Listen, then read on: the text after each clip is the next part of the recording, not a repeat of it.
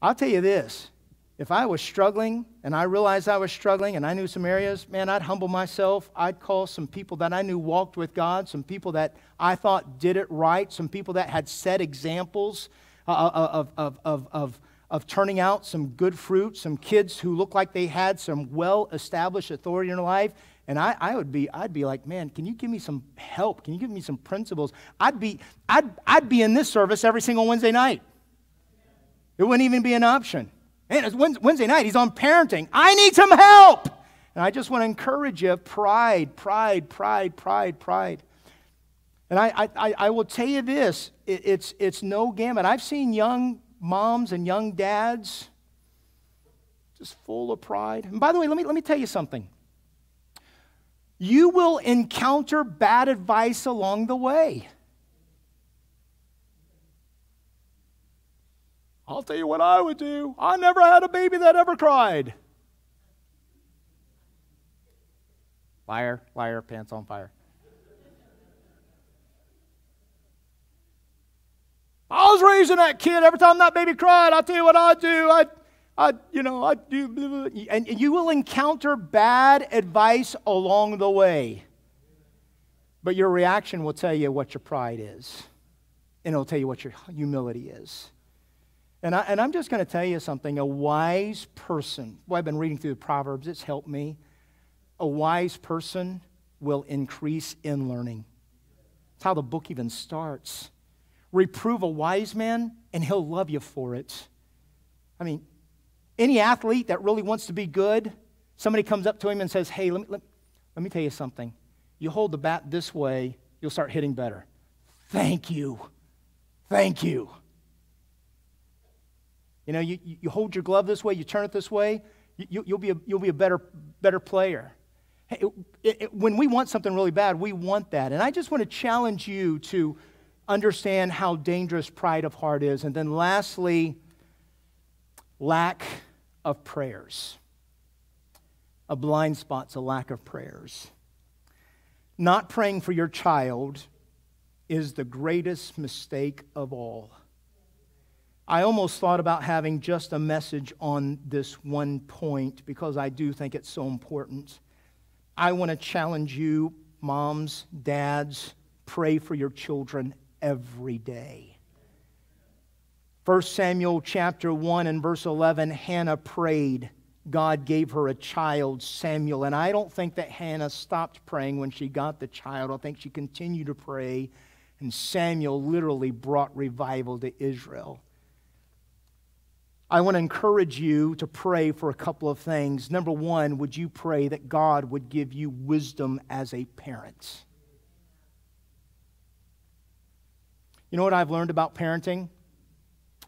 The moment you think you got that age handled, they grow up.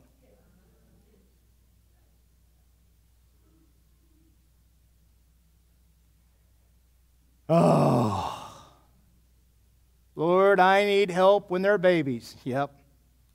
Lord, I need help. They're in the terrible twos. Yep. Now they're in the horrible threes. Possible fours. Can I tell you, every year you need God's wisdom.